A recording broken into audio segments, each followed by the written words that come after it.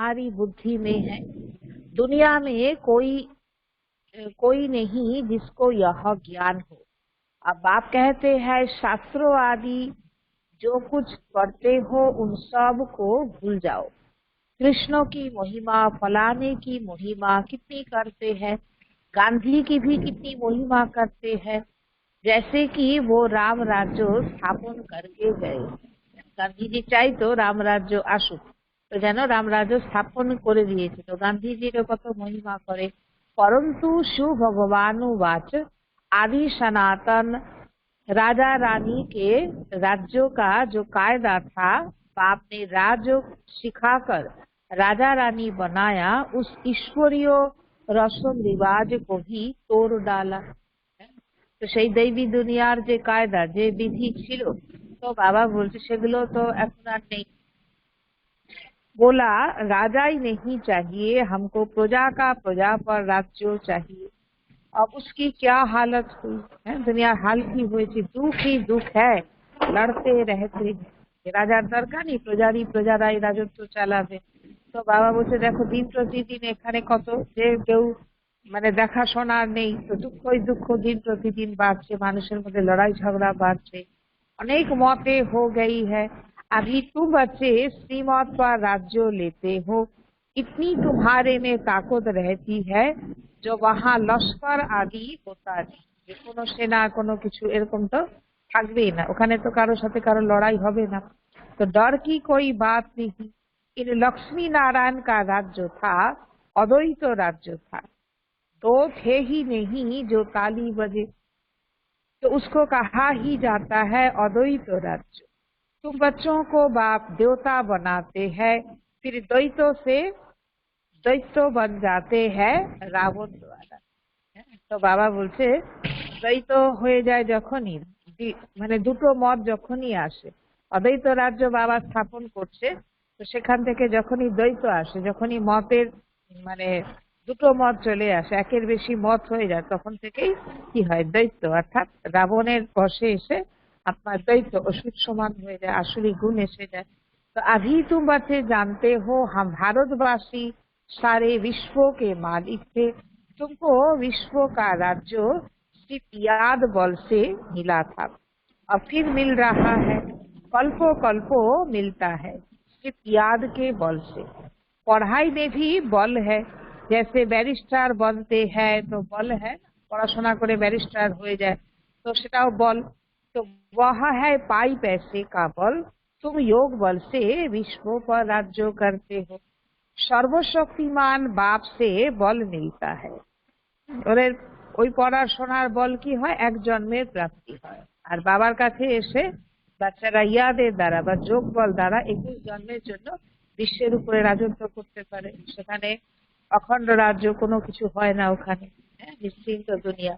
तो तुम कहते हो बाबा हम कल्पो कल्पो आपसे सतयुग का स्वराज लेते हैं, फिर गवाते हैं, फिर लेते हैं। तुमको पूरा ज्ञान मिला है, अभी हम श्रीमत पर श्रेष्ठ विश्व का राज्य लेते हैं, विश्व भी श्रेष्ठ बन जाता है, सारा विश्व ही तখন श्रेष्ठ हो जाए। तो बाबा बोलते यह रचना और रचना का ज्ञान तुमको अभी है, इन लक्ष्मी नारायण को भी ज्ञान नहीं होगा कि हमने राजाई कैसे ली। यहाँ तुम पढ़ते हो फिर जाकर राजाई करते हो। कोई अच्छे धनवान के घर में जन्म लेते हैं तो कहा जाता है ना, इसने आगे जन्म में अच्छा कर्म किया है, दान पुण्य किया है, जैसा करो ऐसा जन्म मिलता है। तो बाबा बोलते हैं अभी तो यह है ही रावण राज्य, यहाँ जो भी कर्म करते हैं वह विकर्म होता है, সিঁড়ি উতরনি। তো রাবণের দুনিয়া এমনই হচ্ছে, মানুষ দেহবানে এসে গেছে, তো যেটাই কর্ম করছে সেটাই বিকর্ম রূপ নিয়ে নিচ্ছে, এই করে করে আত্মা নিচের দিকেই নামছে। सबसे बड़े ऊंचे ते ऊंच देवी देवता धर्म वालों को भी সিঁড়ি উতরনি है। দেবী দেবতা ধর্মে যে সবচেয়ে উঁচু, তো তারাও কি হচ্ছে, যখনই দাপট থেকে তাদেরও মধ্যে দেহবান এসে যাচ্ছে, তো তারাও সিঁড়িতে নিচের দিকেই নামছে। सतो रजो तमो में आना है, और एक चीज नई से फिर पुरानी होती है। तो अभी तुम बच्चों को अथाह खुशी होनी चाहिए। तुम्हारे ख्याल ख्याल में अर्थात संकल्प और सपनों में भी नहीं था कि हम विश्व के मालिक बनते हैं। कखनो संकल्पे आसेनी, मनेও आसेनी, স্বপ্নেও কখনো কেউ ভাবেনি যে আমি বিশ্বের মালিক হব, আমি দেব আত্মা হব। এখন কত খুশি হওয়া উচিত যে বাবা আমাদেরকে এরকম বানাতে এসেছেন। तो भारतवासी जानते हैं कि इन लक्ष्मी नारायण का सारे विश्वों पर राज्य था। पूज्य थे सो फिर पुजारी बने हैं। गाया भी जाता है आपे ही पूज्यो आपे ही पुजारी। अब तुम्हारी बुद्धि में यह होना चाहिए। यह नाटक तो बड़ा वंडरफुल है। कैसे हम 84 जन्म लेते हैं उनको कोई नहीं जानते। शास्त्रों में 84 लाख जन्म लगा देते हैं। बाप कहते हैं यह सब भक्ति मार्ग के गपोरे है। रावण राज्य है ना, राम राज्य और रावण राज्य कैसे होता है यह तुम बच्चों के सिवाय और कोई की बुद्धि में नहीं है। रावण राज्य को और रावण को हर वर्ष जलाते हैं तो दुश्मन है ना। 5 विकार मनुष्यों के दुश्मन है। रावण है क्यों, कौन, क्यों जलाते हैं कोई भी नहीं जानते। प्रकृत रूपे रावण जलानोर अर्थ की तो ओरा जाने ना, रावण माने की आसले। तो जो अपने को संगम युगी समझते हैं उनकी स्मृति में रहता है कि अभी हम पुरुषोत्तम बन रहे हैं। যে বাবা আমাদেরকে পুরুষোত্তম বানাচ্ছে, অর্থাৎ उत्तम पुरुष, उत्तम आत्मा, श्रेष्ठ आत्मा बाबा बनाচ্ছেন। तो भगवान हमको राजयोग सिखलाकर नर से नारायण, भ्रष्टाचारी से श्रेष्ठाचारी बनाते हैं। तुम बच्चे जानते हो हमको ऊंच से ऊंच निराकार भगवान पढ़ाते हैं। कितनी अथाह खुशी होनी चाहिए। स्टूडेंट में, स्कूल में स्टूडेंट की बुद्धि में रहता है ना, हम स्टूडेंट है, वह तो है कॉमन टीचर पढ़ाने वाला। पूरे दुनिया के स्कूल कॉलेजे की যে टीचर সে তো কমন टीचर না, দেহধারী टीचर। देवभाने থেকে পড়ছে, যারা পড়ছে তারাও देवभाने থেকেই পড়ছে। यहाँ तो तुमको भगवान पढ़ाते हैं। जब पढ़ाई से इतना ऊंच पद मिलता है तो कितना अच्छा पढ़ना चाहिए। है बहुत इजी, सिर्फ सवेरे आधा पौना घंटा पढ़ना है। सारा दिन धंधे आदि में याद भूल जाती है, इसलिए यहाँ सवेरे आकर याद में बैठते हैं। तो कहा जाता है बाबा को बहुत प्रेम से याद करो। बाबा आप हमको पढ़ाने आए हैं। अभी हमको पता पड़ा है कि आप 5000 बरस बाद आकर पढ़ाते हैं। प्यार से बाबा साथे एरकम বার্তালাপ করো যে বাবা তুমি এসেছো আমাকে এইভাবে পড়াতে, এখন আমি জানতে পারছি যে তুমি 5000 বছর আগেও পড়িয়েছিলে, আবার 5000 বছর পরে এসে আমাকে এরকম पढ़ाচ্ছ। तो बाबा के पास बच्चे आते हैं तो बाबा पूछते हैं आगे कब मिले हो। ऐसा प्रश्न कोई भी साधु संत आदि पूछ ना सके। वहाँ तो सतयुग में जो चाहे जाकर बैठते, वहाँ तो सत्संग में जो चाहे जाकर बैठते हैं। बहुतों को देखकर सब अंदर घुस जाते। अनेक लोग जाए ताई देखा देखी अन्यराও चले जाए। तुम ही अभी समझते हो हम गीता रामायण आदि कितना खुशी से जाकर सुनते थे। समझते तो कुछ नहीं थे। আমরা কত সৎসঙ্গ করেছি এই জন্মে, কেউ আগের জন্মে। তো যে দেখা দেখি গিয়ে বসতো কত খুশি খুশি, ওগুলো শুনেছে, কিন্তু আসল तात्पर्य तो কেউ জানে না। वह सब भक्ति की खुशी है, बहुत खुशी में नाचते रहते हैं। तो परंतु फिर नीचे उतरते आए हैं, है ना, একসঙ্গে করে হয়তো কীর্তন করে, नाच करे, नाच टाच করে এরকম করে। तो किस्म किस्म के हठयोग आदि करते हैं। तंदुरुस्ती के लिए ही सब करते हैं। हठयोग प्राणायाम सब करे নিজের শরীরকে সুস্থ রাখার জন্য। तो बाप समझाते हैं यह सब है भक्ति मार्ग की रसम विवाद। रचना और रचना को कोई भी नहीं जानते, तो बाकी रहा ही क्या। रचना क्यों जाने ना, सृष्टि राज क्यों जाने ना, रचना बाबा क्यों जाने ना, ताले और की जान लो। रचना रचना को ना जानने से तुम क्या बनते हो और ना जानने से तुम क्या बन पड़ते हो।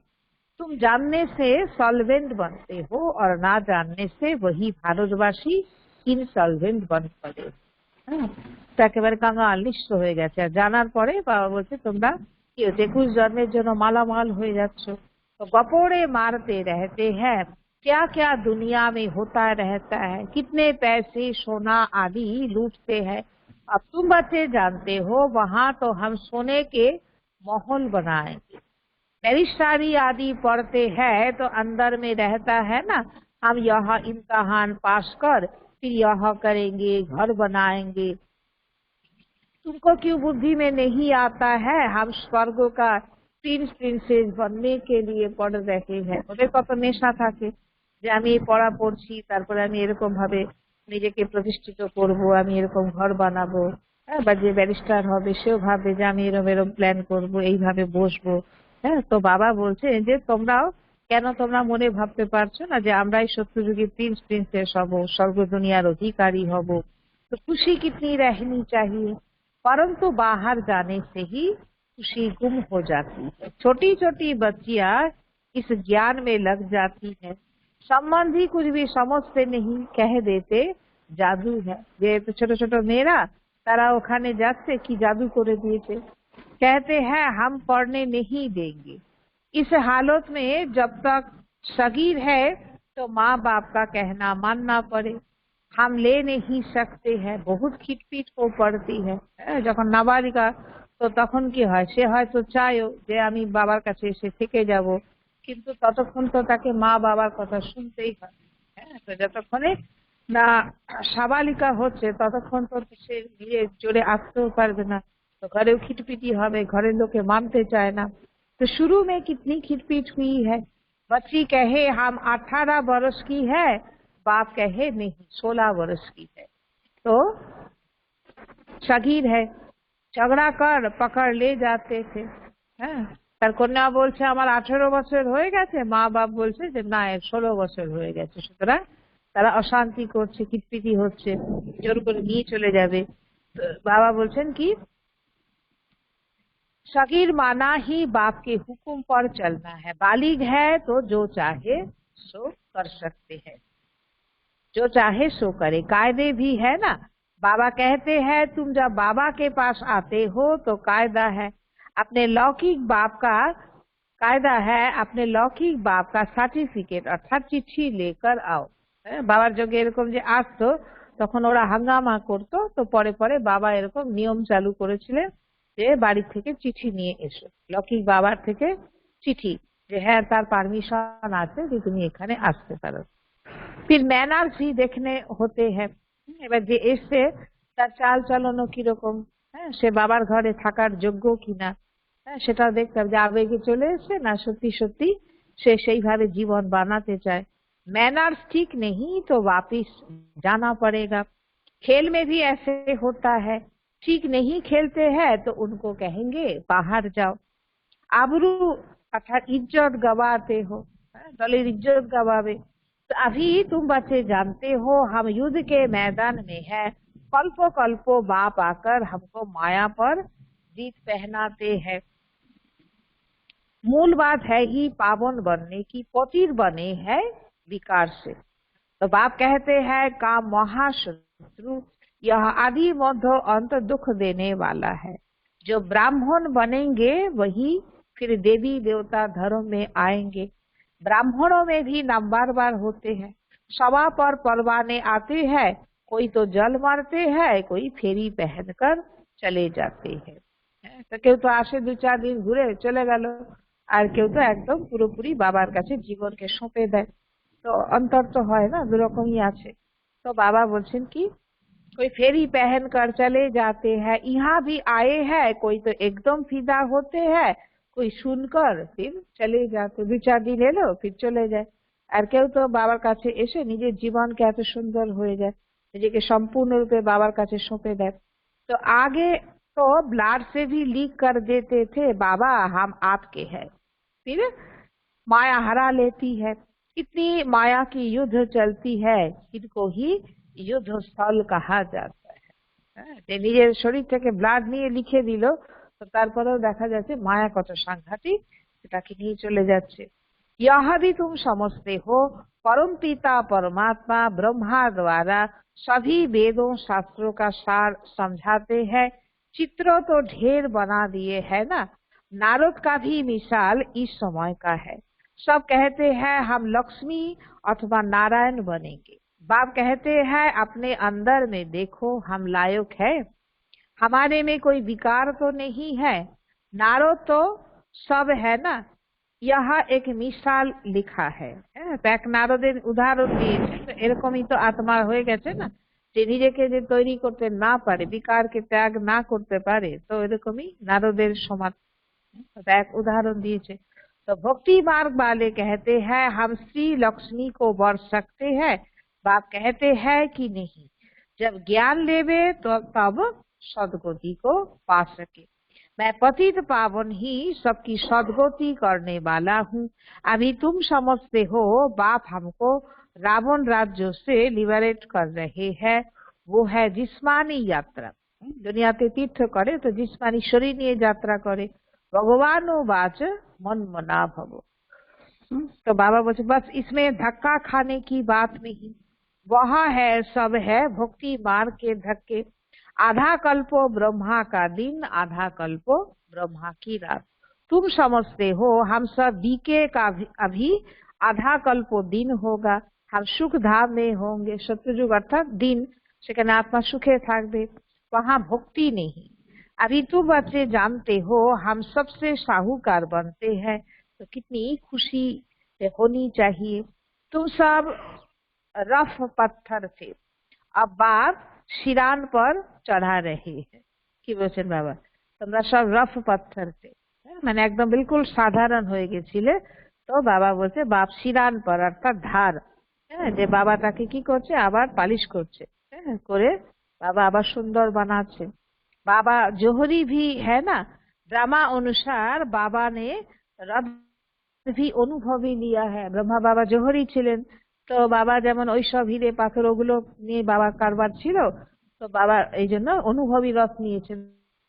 তো বাবা ওই এর সঙ্গে ওই হিরে রত্নের সঙ্গে বাচ্চাদেরকে তুলনা করছেন, যে বাবা এসে তোমাদেরকে রোজ রোজ যোগের শক্তি দ্বারা জ্ঞান যোগ দ্বারা তোমাদের মধ্যে আবার সেই शक्ति एने दीछे जे बच्चारा आबार जाते निजे जीवन के सुंदर बनाते पारे। गायन भी है गांव का छोड़ा। तो कृष्ण गांव का छोड़ा कैसे हो सकता है? गांव छोड़ा तो ब्रह्मा बाबा छिलो ना। कत साधारण भावे बाबा कत कष्ट करे जे जीवने तैरी हुएछेन। तो वह तो सतयुग में था, तो उनको तो झूलों में झुलाते हैं, ताज पहनाते हैं। फिर गांव का छोड़ा क्यों कहते? गांव के छोड़े शाम ठहरे, মানে শাম যখন সাধারণ হয়ে গেল, তো তখন সে গায়ে ছোড়া, যখন সুন্দর হয়ে গেল তখন সত্যযুগে তার গায়ে ছোড়া নয়। तो अभी सुंदर बनने आए हो, बाप ज्ञान की शिरान पर चढ़ाते हैं ना। यह सत का संग कल्पो कल्पो एक ही बार मिलता है। যে বাবার সাথে একবারই এই সুযোগ আসে কল্পে কল্পে। তো বাবা বলছে যে বাবা শিরান অর্থাৎ ধার, বাবা ধার করাচ্ছে, অর্থাৎ বাচ্চাকে আবারও যে তার মধ্যে সেই যে গ্লেজ চলে যায় না, তো সেটা আবার সুন্দর বানানো। তো বাবা এখন এসে বাচ্চাকে সেরকম বানাচ্ছে, যে বাচ্চার মধ্যে সেই পাথরের উপরে প্রলেপ পড়ে গেছিল সেটা থেকে বাবা আবার তাকে সুন্দর বানাচ্ছে। तो बाकी सब है झूठ संग, इसलिए बाप कहते हैं hear no evil, see no evil. ऐसी बातें मत सुनो जहाँ हमारी और तुम्हारी ग्लानि करते रहते हैं। ঈশ্বরকে সর্বব্যাপী বলবে, দেবী দেবতাদের জন্য কত ঝুটা কথা বলে দেয়, কৃষ্ণ মাখন চুরি করেছে বা অন্যান্য যা কিছু বলে। তো বাবাতে যেগুলো গ্লানির কথা, তো ওগুলো শোনার কোনো দরকার নেই। जो कुमारियां ज्ञान में आती है वो तो कह सकती है कि हमारा बाप की प्रॉपर्टी में हिस्सा है, क्यों ना हम उससे भारत की सेवा अर्थ सेंटर खोलूं। कन्या दान तो देना ही है, तो वो हिस्सा हमको दो तो हम सेंटर खोले। যে কন্যা যে জ্ঞান মার্গে এসেছে সে তার পরিবারে বলতে পারে যে বাবার সম্পত্তির ওপরে তো আমারও তো কিছু ভাগ আছে, তো আমাকে সে আমার দিক যেটা আমার প্রাপ্য সেটা যদি আমাকে দেয়, তো কেন দেবে না? আমাকে দিলে তাহলে আমি সেন্টার খুলবো। তো কন্যা দান তো করতেই হতো, কন্যাকে শাদী করাতে হতো। তো সেই যে খরচা হতো সেটা আমাকে দিয়ে আমি তাই যে सेंटर खुलबो, बहुतों का कल्याण होगा, ऐसी युक्ति रचनी चाहिए। यह है ईश्वरीय मिशन। तो पत्थर बुद्धि से पारस बुद्धि बनते हो, जो हमारे धर्म के होंगे वह आएंगे। एक ही घर में देवी देवता धर्म का फूल निकल आएगा। তো বাবা বলছেন যে এরকম একটা ঘরের মধ্যে দেখা যাবে যে দেবী দেবতা ধর্মের ফুল যে হবে, তো সে চলে আসবে। কেউ গ্লানি করবে, কেউ তো এই কুলের হবে, সে চলে আসবে। বাপ नहीं आएंगे, মেহনত लगती है ना, যে হয়তো সন্তান এলো জ্ঞানে কিন্তু তার বাবা বা মা তারা জ্ঞান শুনলো না, এরকমও হয়। तो बाप सभी आत्माओं को पावन बनाकर सबको ले जाते हैं। इसलिए बाबा ने समझाया था, संगम के चित्रों पर ले आओ। इस तरफ है कलयुग, उस तरफ है सतयुग। सतयुग में है देवताएं, कलयुग में है असुर। तो মাঝখানে संगम, तो इसको कहा जाता है पुरुषोत्तम संगम युग। যে সঙ্গম যুগের কাছে খাড়া করে তাকে বলতে হবে যে ওই দিকটা কলিযুগ আর আগামী দুনিয়া আসছে সত্যযুগ, তো তুমি কোন দুনিয়ার অধিকারী নিজেকে বানাতে চাও। तो बाप ही पुरुषोत्तम बनाते हैं, जो पढ़ेंगे वो सतयुग में आएंगे, बाकी सब मुक्ति धाम में चले जाएंगे, फिर अपने अपने समय पर आएंगे। यह गोले का चित्र बड़ा अच्छा है। बच्चों को सर्विस का शौक होना चाहिए। हम ऐसी ऐसी सर्विस करें, गरीबों का उद्धार कर उनको स्वर्ग का मालिक बनाएंगे। अच्छा, मीठे मीठे सिखी लधे बच्चों प्रति माता पिता बाप दादा का याद प्यार और गुड मॉर्निंग। रूहानी बाप की रूहानी बच्चों को नमस्ते। हम रूहानी बच्चों की रूहानी बाप दादा को पद्मा पदम गुणा याद प्यार गुड मॉर्निंग और नमस्ते। धारणा के लिए मुख्य सार, अपने आप को देखना है हम श्री लक्ष्मी श्री नारायण समान बन सकते हैं। अपने आप को देखना है हम श्री लक्ष्मी श्री नारायण समान बन सकते हैं। हमारे में कोई विकार तो नहीं है, हमारे में कोई विकार तो नहीं है।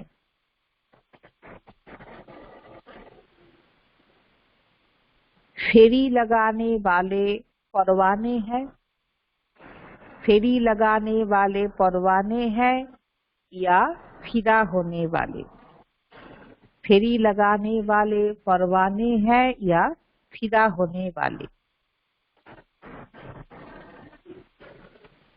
ऐसे मैनर्स तो नहीं है, ऐसे मैनर्स तो नहीं है जो बाप की आबरू, जो बाप की आबरू ब्रैकेटे इज्जत, इज्जत जाए। ऐसे मैनर्स तो नहीं है जो बाप की आबरू अर्थात इज्जत जाए। दूसरा पॉइंट, अथाहो खुशी में रहने के लिए, अथाहो खुशी में रहने के लिए सवेरे सवेरे, सवेरे सवेरे प्रेम से बाप को याद करना है। अथाहो खुशी में रहने के लिए सवेरे सवेरे प्रेम से बाप को याद करना है और पढ़ाई पढ़नी है। प्रेम से बाप को याद करना है और पढ़ाई पढ़नी है। भगवान हमें पढ़ाकर पुरुषोत्तम बना रहे हैं, भगवान हमें पढ़ाकर पुरुषोत्तम बना रहे हैं। हम संगम युगी है, हम संगम युगी है, इस नशे में रहना है। हम संगम युगी है, इस नशे में रहना है।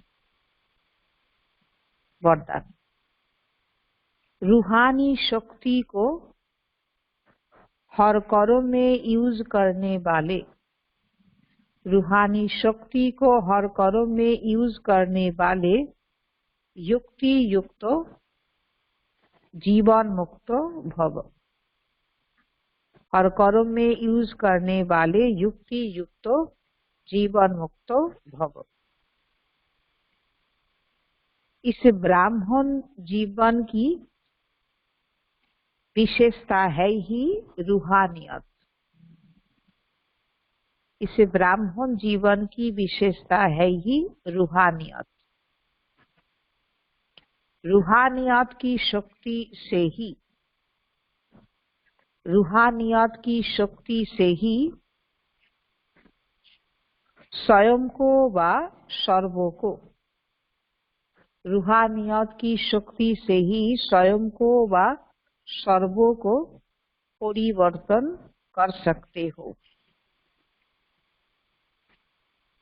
स्वयं को व सर्वों को परिवर्तन कर सकते हो। इस शक्ति से अनेक प्रकार के, इस शक्ति से अनेक प्रकार के जिस्मानी बंधनों से, अनेक प्रकार के जिस्मानी बंधनों से मुक्ति मिलती है। जिस्मानी बंधनों से मुक्ति मिलती है। लेकिन युक्ति युक्त बन हर कर्म में, लेकिन युक्ति युक्त बन हर कर्म में लूज होने के बजाय, हर कर्म में लूज होने के बजाय रूहानी शक्ति को यूज करो। लूज होने के बजाय रूहानी शक्ति को यूज करो। मनसा वाचा कर्मणा, मनसा वाचा कर्मणा तीनों में साथ साथ, तीनों में साथ साथ रूहानियत की शक्ति का अनुभव हो। तीनों में साथ साथ रूहानी शक्ति का अनुभव हो। जो तीनों में युक्ति युक्त है, जो तीनों में युक्ति युक्त है, वही जीवन मुक्त है, वही जीवन मुक्त है। स्लोगन। सत्यता की विशेषता द्वारा, सत्यता की विशेषता द्वारा खुशी और शक्ति की अनुभूति करते चलो। खुशी और शक्ति की अनुभूति करते चलो। सत्यतार विशेषता द्वारा निजेर मध्य खुशी और शक्ति अनुभूति करते थाको। और बाबा बोलছেন বরদানে যে এই ব্রাহ্মণ জীবনের বিশেষতাই হলো রুহানিয়ত।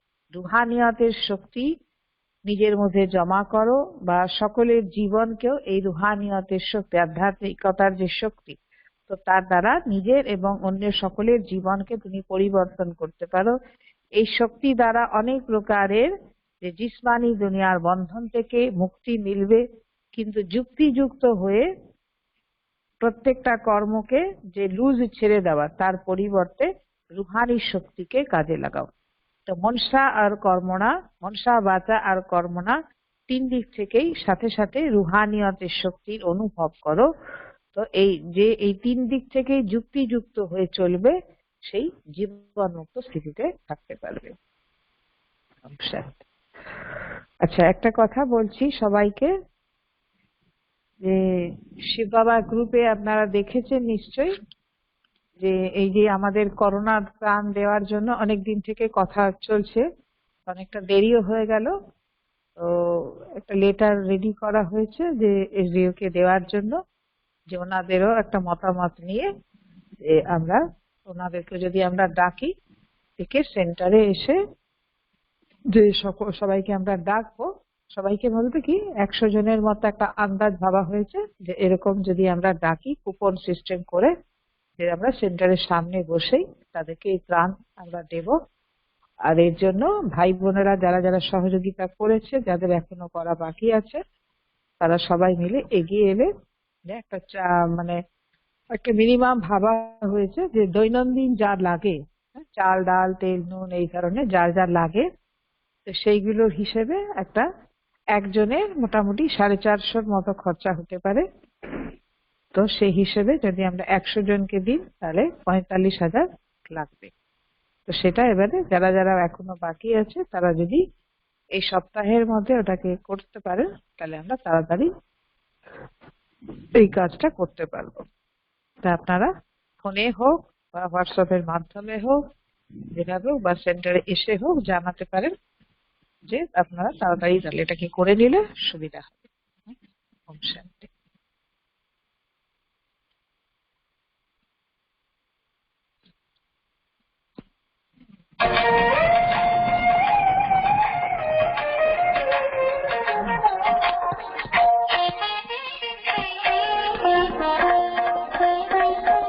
पैगाम ये किसका लाई पुरवाई छेड़े दिल के तार बजे शहनाई पैगाम ये किसका लाई पैगाम ये किसका लाई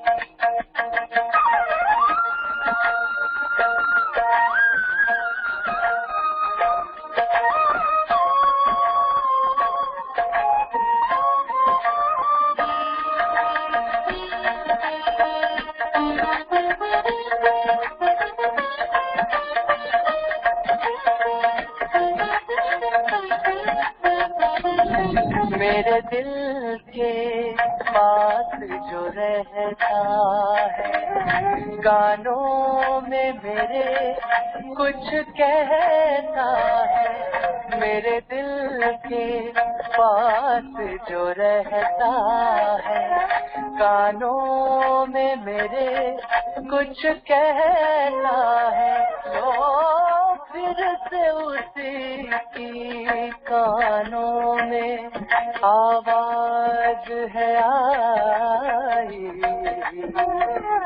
पैगाम ये किसका लाई पैगाम ये किसका लाई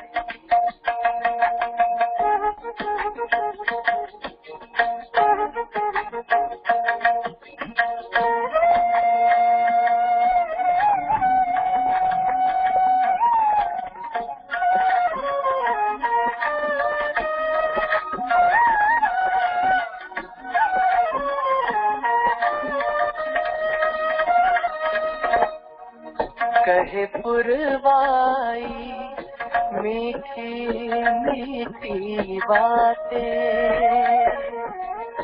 यादों के तेरी मन में बादल छाते